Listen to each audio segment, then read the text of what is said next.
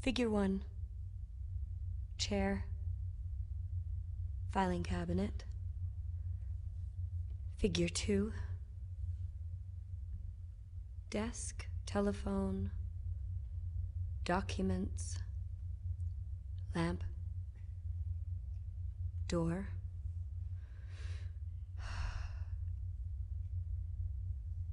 Voice. Okay. The complex had seen better days. No. The entire complex was in disarray. No.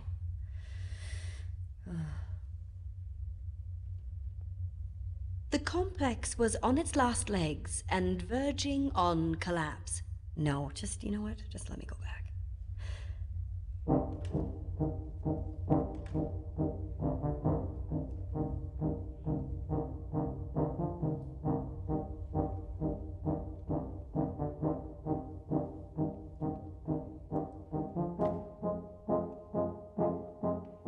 We are deep in the occupied interior now, and the complex still holds sway.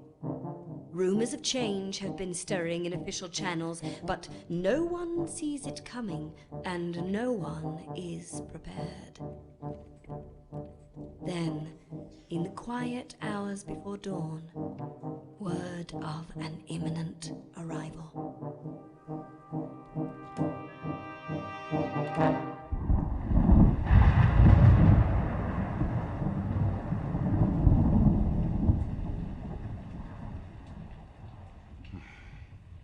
What does it mean? Director looks to door. Back at letter. Again to door. The others will be here any moment. He listens, turns to postmaster. Have you come across any suspicious correspondence between them? Nothing of late. No mention of a secret plot to have me replaced? None that I caught. You need to be vigilant. Open anything and everything. I will.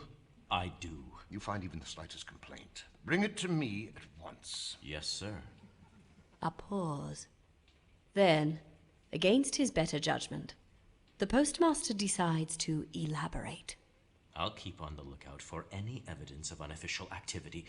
It's just that there's such a mountain of content to keep track of, and details have a tendency to get buried, and it's becoming difficult to keep up. Excuse me. Are you all right? Why? What's wrong? Nothing's wrong. Just a little overworked. Wieland, you're running on at the mouth. I don't know what it is. It comes on sometimes like a sneeze. Well, keep a tighter lid on it, will you? Otherwise you might spill something you shouldn't. I'll do my best to keep a lid on it, and will endeavor to bring you whatever evidence I dig up, but it Wieland. may be... Wieland. Take some time off. Wieland! Working in this complex has accustomed me to irregularities of all kinds. John never fails to alarm. Alarm? You're late. The postmaster and I have already debriefed. Do you? I received a letter this morning from a trustworthy source containing a rather urgent warning. Would you, Wieland? A man from head office, traveling incognito, has been sent to inspect your operation. Yes. So, who's behind it? Good question. What does it mean? Well, it's all in how you read it. You think they've caught wind of them? Wind of the... Someone eventually had to catch on to them. On to the... The allegations of... Sorry, the weak... If I may, sir, perhaps it's an official response to the, lack of... the excessive use of... Or even the total and complete disregard for... The The way I see it, only one thing is certain. Word must have got out.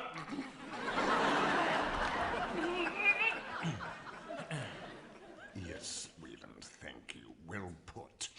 So, I've given you warning. I've made some arrangements for myself, and I suggest you do the same. Especially you, Dr. Harlow. I have a feeling you want to inspect your department first. In what sense? In the sense of smell. You might try some disinfectant. The risk of infection from inhalation of foul vapors is a myth. The miasmatic theory has been debunked. In reality, you'd have to come in contact with noxious effluvia, bacterium, excreta, and disjecta to catch the disease. That said, as a precaution, we'll move the really sick ones out back. Interrogator Crack. Sir. The jail. Sir. What condition are the cell blocks in? Overflowing, sir. Good. Put a few choice inmates on display. Display? Someone I can point to and say, the movement is dead. Have you had a chance to listen to the tapes I sent up? I'm very busy, Clack. I understand. It's just that the tapes indicate we don't have anyone we can point to, and the movement is actually gaining ground. Well then, round up a dozen more subjects for interrogation. Yes, sir. Good plan, sir. I don't care what methods you use. I want talk. Talk. Talk. Talk. What is this fetishistic fixation with the mouse and its emissions? Minister de Souza. That's me. What in God's name is happening in the Department of Ceremonies, Cultural Affairs, Religion, and Special Events? Will it light our way or lead us into darkness? That's the question. Is there something you could demonstrate? Perhaps this? Or this or this? This might be revealing. And then again, this. This and this. What do you suggest? Prepare an official welcome, because any moment the door may open. In walk.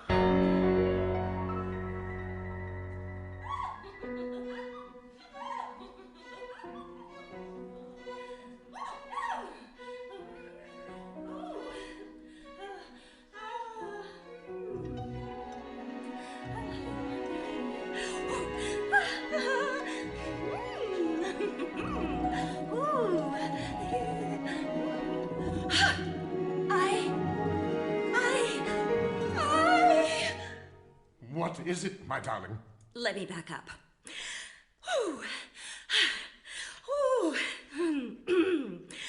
I was awoken before dawn by my darling husband. A secret letter containing an urgent warning from a trustworthy source. So naturally, I ran downstairs to tell Officer Bush, who wasn't at his desk. So I went to inform Officer Jeffcott, who wasn't at his post. And then, in the stairwell, I ran right into Captain Tussman. Well, Tussman has heard a thing or two about a thing or two. It's spreading fast. So there we were, pressed up against the railing, and the Tuss says to me, he says, "There's been an incident in the left wing last night. A sighting." I don't have all the details, but the Tuss got a message from Furman, who heard from Turansky about a strange fellow causing a stir. Who? Well, that's just it. This fellow has no uniform, no papers. He's refusing to pay for a thing and says he's here from head office. And then, I couldn't help myself. I screamed, "My God, Tuss! That's the inspector!" Yes! You're ready. Come to me. You can't go like that. Fetch my ceremonial regalia. Fetch it yourself. Don't be rash. I'm coming with you. Turn to me this second. I'll get to the bottom of this myself.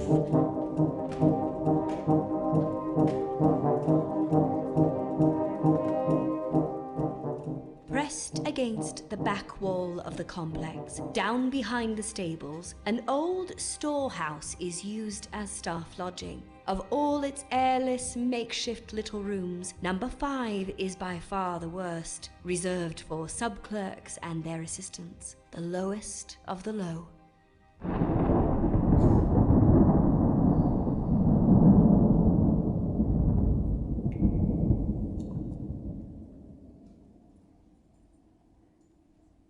Impossible.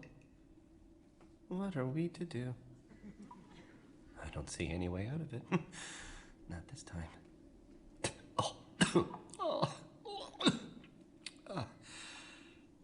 feel sick. How do we get home? Huh? It's a month by coach at the very least. How much is the fare? Oh, just take it out of my travel expenses. There's nothing left of your damn travel expenses. Oh, hang it. I've never been so hungry in all my life. Hand me my pouch of tobacco. Did you not hear? I said, hand me my pouch. And then fetch my cap and cane. I should like to take my breakfast in the parlor. I don't have your pouch. You're lying. I'm not lying. Why would I lie? You're lying. No, I'm not. Hand it over. Look, I don't have any pouch. How would I don't have your pouch. I'm not lying. Look, do you see anything that resembles a cap or a cane or a pouch? Anything of that sort on my person? Where's my... Coat? Where's my... Watch? You lost them at cards, remember? Where's my trunk? Oh, confiscated. Yeah. You can kiss your trunk goodbye. The officers have it now. You and your master are cheats, they said. We know that breed. We've seen swindlers like you before. And you let them take it, I suppose? You invited them in, did you? Didn't even bother to wake me. You measly suckling pig. Go and order breakfast. They won't give us anything to eat. Oh, no? I'll see about that. It's locked. Why? They're holding us. On what grounds? On the grounds of the big mess you made of the anteroom. Mess? I don't remember. Oh, yeah. You were swinging an antique coffee urn in circles above your head. Whoa, whoa, whoa. And then you let it go. Oh. And you pulled down a curtain rod, just ripped it right off the wall, and you using it as kind of one of those, what do you call it? Oh, yeah, pole vault. No. You launched yourself into the wall. I suppose I was aiming for the door. Yeah, well, you missed.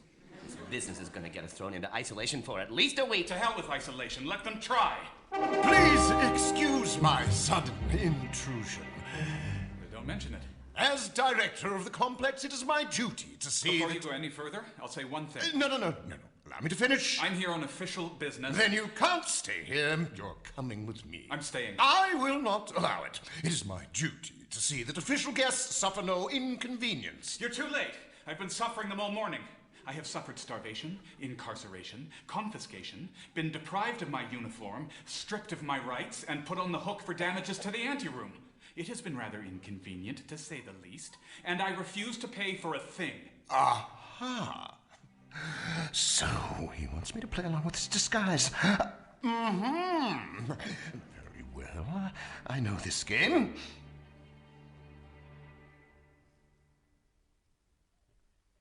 There. That should cover it. My. Yes. More. Well. There. Do I... No, not necessary. No? No. Do we understand each other? Let's drop the charade and get down to business, shall we? Why are you here? I'm the reviser. I'm sorry. Which? The reviser. The reviser. Oh, he's a shrewd one. But he's no match for me. First, I'll corner him. Then I'll pin him down. And then the truth. From which office? Head office. Which department? Statutes and charter. Which section? Revisions. Ooh, lie after lie and never trips. So, changing this word to that word, is that what you do? Yes, and no. And you call that official business? Certainly, yes. What brings you so far from the center? I was sent by official decree to revise the interior charter. To revise? Yes. Not inspect? No. And what exactly needed revision? I'm not really authorized to say. Aha! A chink in the armor. Now I've got him. Go on! I'm not to be trifled with. This is my jurisdiction, and I demand a full report. In accordance with Article 5 of Title II and with the authority set forth in 2-5-103 to modernize terminology throughout, a sub-paragraph had been repealed in the section where the exclusion clause is established. And I know I don't have to tell you about the exclusion clause, or for that matter, the unification clause, and all the internal cross-reference, but here's where it gets fuzzy. The provisions within subsection 6 had been amended and harmonized, but not so in subsection 7, where the word director must truly reflect the nature of the position. So what was to be done? Well, In the spirit of compliance, and after much back and forth, it was decreed that all mention of the director be struck, cut, and permanently removed from the charter, and that's only the beginning. And really, God, what a performance! His defenses are impenetrable. Of the cut, and those vying for a softer, more moderate application of internal reform. And the conflict went on for years before the real source of the discrepancy was detected. An error in the heart of subsection 7. A single comma out of place, which by some measure changes nothing, but by another measure did change things, and almost changed them permanently, especially if that change had been officially implemented. So I was sent to move it, one space to the left. You're here to move a comma. I'm here to move a comma. To move a comma? To move a comma. I did it already. I moved it. Job done.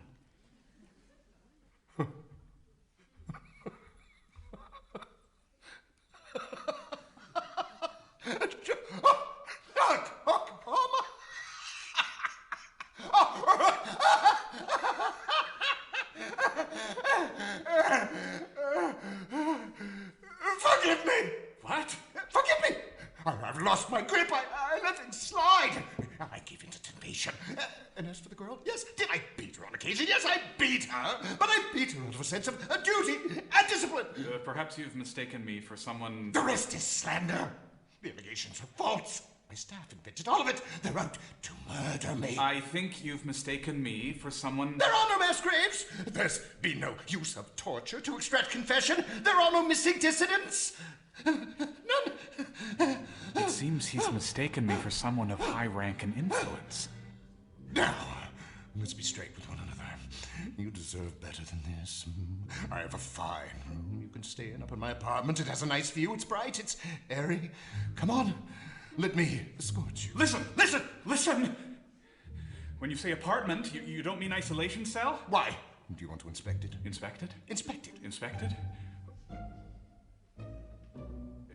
To be honest, I'm quite peckish. I could use some lunch. Excellent! We'll stop for lunch at the canteen. Do a quick tour of isolation, then back to my place for a small reception. I've got that case of tainted brute. I'll make him drink. That should get him talking. Follow me. You see? Now that's how it's done. Have my trunk delivered to the director's apartment, will you? And in the meantime, I shall be dining in the officer's canteen.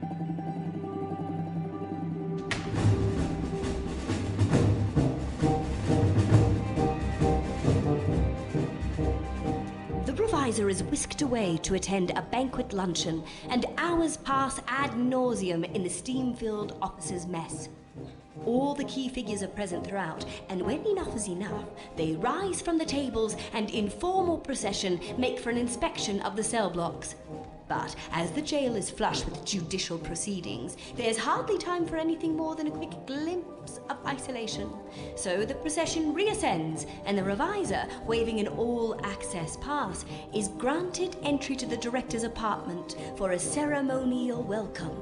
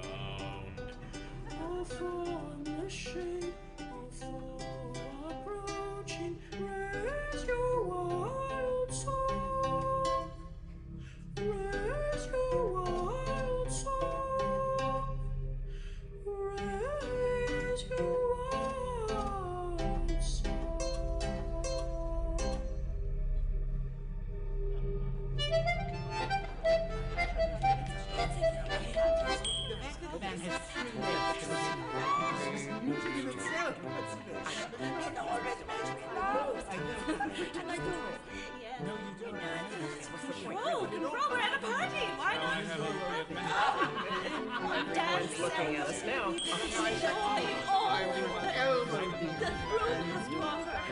And then I said to the violins, that's not a duck. It was a xylophone. Complex will be the death of me. I swear.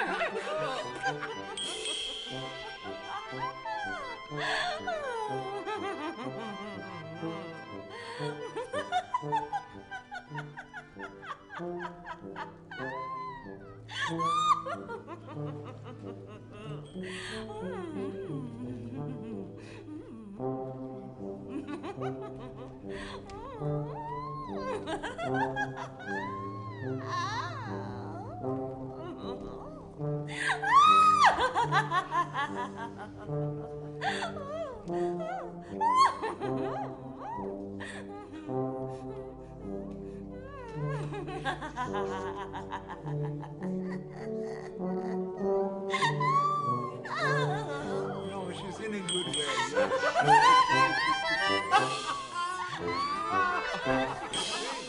I propose a toast. Thank you, Harlan. Yes, as director of the complex, I have a devil of a job. From sentencing to interrogation, to elimination, restoration, and interpretation. I am right there beside you. Another man would look out for his own advantage, but do I? No. No. I'm kept awake at night thinking, how can I do more? And I can't seem to find the answer. Hear, hear. But enough about me. A warm welcome to our esteemed guest, the Right Honourable... I don't know exactly. Come, why don't you tell us about yourself? What are your interests? What are you looking into these days? At the moment, an empty glass. Go on. No. Yes. Go on. No. But I long to hear about your life at the center. Yes. Yes, please tell us. Go on. Fascinated by the center. Please, at the center. Oh, well, I suppose if pressed, I have a story or two I could tell.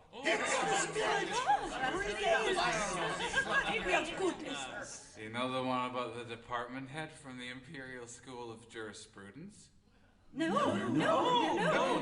You haven't heard about the department head for the Imperial School of Jurisprudence? Give us a picture, will you? All right. If you do ever get back to the center, just ask about the parties I throw. Ask about my balls. Yes. Tell. All right.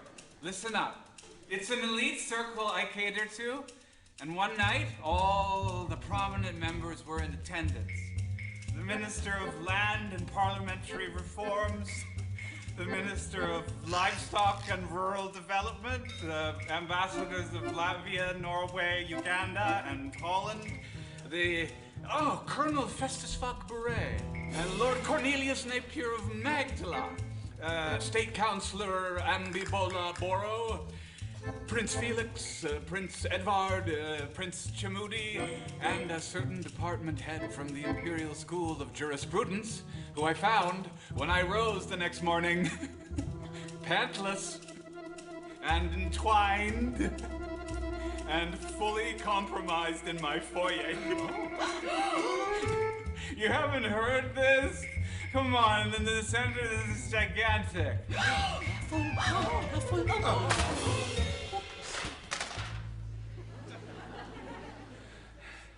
But no one knows this, and it doesn't leave the room.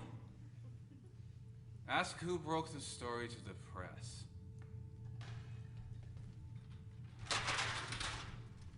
Who broke the story to the press? I did. I'm the nameless source. Yeah, the one they say, and I quote, chopped off the department's head and then slipped away unnoticed. And that's the sort I am. I don't spare anybody. I don't even spare myself. I'm everywhere. Everywhere.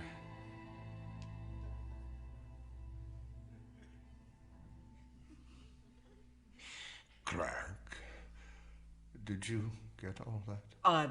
Yes. What did you make of it? Well, it sounds to me like his connections to head office are entirely.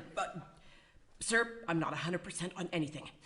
Wayland. Suppose even half of what he says is true. Of course it's true. A man in his cups is always on the surface. What's in his heart is on his tongue. I've never been in the presence of such a refined person. Enough of your tattle. This is a serious conversation.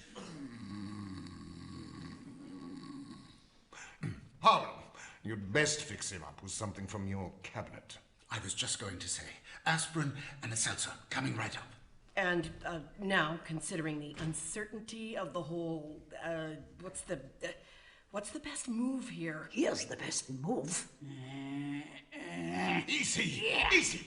We put him back in staff lodging, no? No, Certainly not. we can't have him wandering loose about the complex. Let's get him into bed. Yes. Right. Okay. Wayland, I Don't grab him by the... Which room? The room with the view of the vast and unknowable region. Easy. No. Gently. Watch it. Have you got it? Hold it. Wayland, would you? Evening. Evening. You've been treated well? You had a good meal? Scrumptious, thank you. Good. Can we have a word? A word. Between equals? Okay. Your master is no reviser, is he?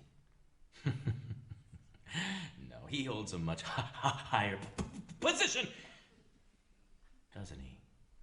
Yes, much higher. Tell me. I don't know if I should. Go on.